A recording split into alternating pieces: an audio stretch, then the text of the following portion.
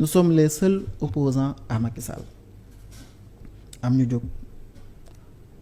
am na ci kenn koo xam ne sax toogoon na ci ba sangam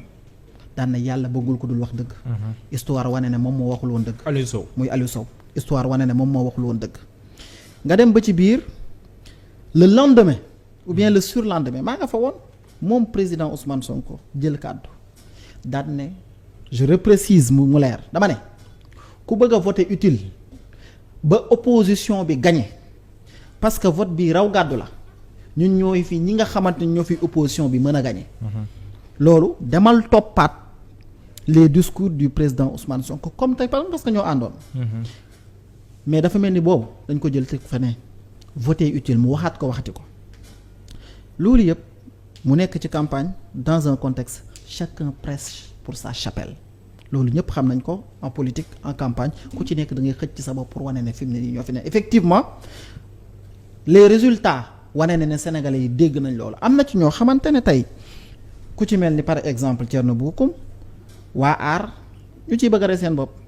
mais docteur Abdourahmane Diouf. mais élection yi jeex na. nee na tooñ ngeen leen tooñ bu garaaw parce que loolu yàqal na leen lu bare bare. bu leen yàqalee bu dee discours Ousmane Sonko boobu moo leen yàqal kon ñoom mosuñoo am programme bu dëgër. parce que ça fait douter. mosuñoo am programme bu dëgër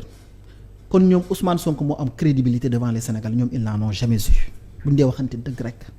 bu dee yow ñu xaaral ma ñëw justement kon ñoom Ousmane Sonko xam ne da koy déglu Ousmane Sonko am na foo xam ne nii ndaw ñu jox nañ ko fa bopp da nga koy déglu bu joxoñee bu ne joxoñul sax bu ne ku dul ñun ku dul ñun Macky Sall ngay liggéeyal foofu ñi koy déglu mën nañ jàpp ne kon aar Sénégal ak ñeneen yëpp kon Macky Sall la ñuy liggéeyal loolu c'est naturel que loolu mën a effet peut-être que waa aar Sénégal tam bu ñu yëgatu woon discours boobu si Ousmane Sonko dina am ñenn ñu ko gëm mu yàqal Ousmane Sonko mais ñoom dañoo def preuve ñu ngi soog d'élégance politique ba ñoom dinu dóor si kaw opposition bi comme ñoom ni ñuy dóoree seen kaw. déjà aar Sénégal ñu fi njëkk a wax Bara Yogo c'est une question boo xamante ne ça me gêne d'en parler xam nga lu tax parce que jàpp naa ne lu nekk sama ginnaaw la te ñi ci taxaw di wax foofu Mouhamed dama koy évacuer ci bu gaaw kenn rek laa ci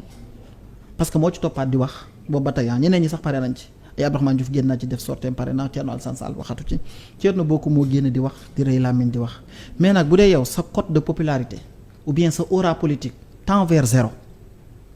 da ngay ut ci loo jafandu je suis désolé de le dire Thierno Bocoum amul base politique Thierno Bocoum ce n'est pas quelqu'un qui existe en politique bu dul média yi nii amul benn base politique amul benn valeur ajoutée dans l'espace politique devant l'opinion ci koo xamante ne am na base son aura tend vers zéro il n'a aucune ascendance politique ba mu commencé ak léegi nañu waxante dëgg rek léegi nag nga dem élection def ce choix ñoom ñoo fi njëkk a wax Bara Yogo am naam du dëgg ñëpp gis ko ñu naan duñ fi nangu Bara Yogo Yewwi ak benn bokk yaakaar dañuy def Bara Yogo loolu sos la woon donc li mu jur ko ñu dem ay élection ñoom ñu dem élection ñun ñu am 82 députés ñoom ñu am benn député par plus fort reste nañ ko doyloo te xam ne seen kóolute gi Sénégalais am ci ñoom ci loolu la toll ba mu tolloo ci loolu dafa tax war a tax ñoom ñu remettre en cause seen offre politique remettre en cause seen démarche politique te xam ne ñoom amuñu benn dayo politique boo xam ne peut-être moo tax amuñu résultat yi parce que ce sont les Sénégalais qui votent après tout xaar ma daaneel beneen bi mooy je respecte les votes des Sénégalais fi mu toll nii amatul dara loo xamante ne mënees na koo commenter te ñoom bu ñu respecté vote Sénégalais yi nañ dem toog fee bu dee ñoom c'est le discours d'un homme politique qui s'appelle Ousmane Sonko qui qu'il soit nag laa wax moom moo tax ñoom ñu amuñu kon dootuñu mës a am tant que Ousmane Sonko est là parce que cet homme c'est un homme de principe boo xamante ne ci lu mu taxaw da ciy taxaw te lu mën a yóotu dina ko yóotu ba jëli ko ci kaw loo xamante ne moom la ga mooy principe yi nga xamante ne moom mooy déterminer Pastef bu dee ñoom nag seen am ak seen ñàkk mi ngi dépendre ci un homme politique qui s'appelle Ousmane Sonko boo xamante ne ñoom attaqué nañ ko ba sonn faalewu leen mu xëy wax benn wax ñoom ñu ne moo leen xañ kon ñoom mosuñoo am communication politique mosuñoo am stratégie mosuñoo am crédibilité devant les Sénégalais te mosuñoo am une légitimité devant les Sénégalais bu dee man sama koo xamante ne dañuy ànd di jongante moom la mu wax moo ma xañ kon man naa dem toog te bañ a jongante ji. mais c'est-à-dire est-ce que war ngeen waxee nii si koo xam ne nii au mois de mars au mois de février balaa mars sax bokkoon na si ñi jiitu kër Ousmane Sonko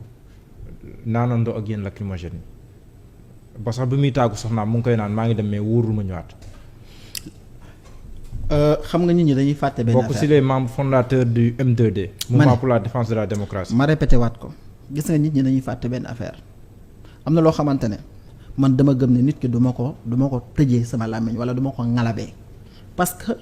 biñ nekkee ci situation boo xamante ne c'était une injustice contre ma personne. ñu bëri defuñu loolu. mais justement c'est un choix. waaw mais nag non ku mel noonu tamit est-ce que war ngeen tey jii jamono war na mën a dox ba ngeen di waxee moom si. non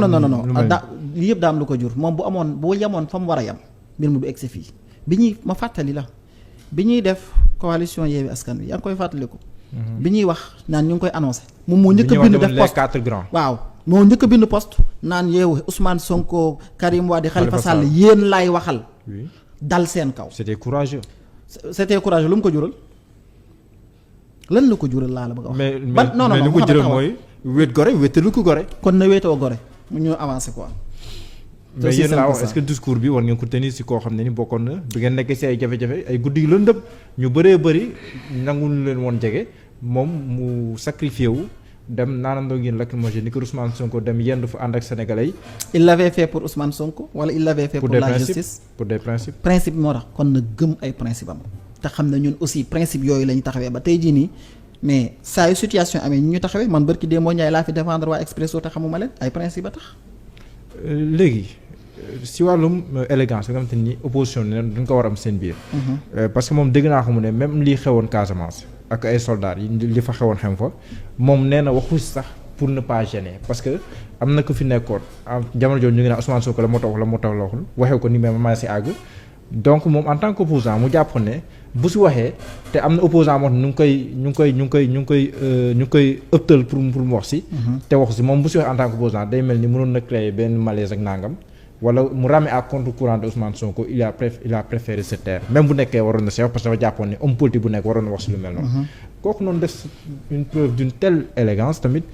ndax war ngeen tam àggam moom fii nii yéen waa Pastef. pour clore ce chapitre ci Thierno Bocoum ce n'est pas un foudre de guerre man maa ko wax te loolu laa gëm wax dëgg neex yàlla di wax ci moom pour man perte de temps la en ce moment nous avons des choses plus importantes Mouhamed génn Thierno Bocoum dama fi nekk di ko détailler ak di ko commenter. man yooyu jàpp naa ne c'est dépassé li nekk suñu ginnaaw la ñu fi mu ne nii ñoo ngi jëm 2024 ñoo ngi am législature bu bees am ci loo xamante ne c'est une histoire politique qui est en train de s'inscrire wax Thierno Bocoum mu génn bërki démb mu jàpp ne ñoom dañoo ñàkk bëggul woon lii bëggoon laa commenter mbiri Ousmane Sonko ça n'engage que lui. du ma ko doon autant d'importance vraiment. yaa ngi wax mais yéen est-ce que jox ngeen sa importance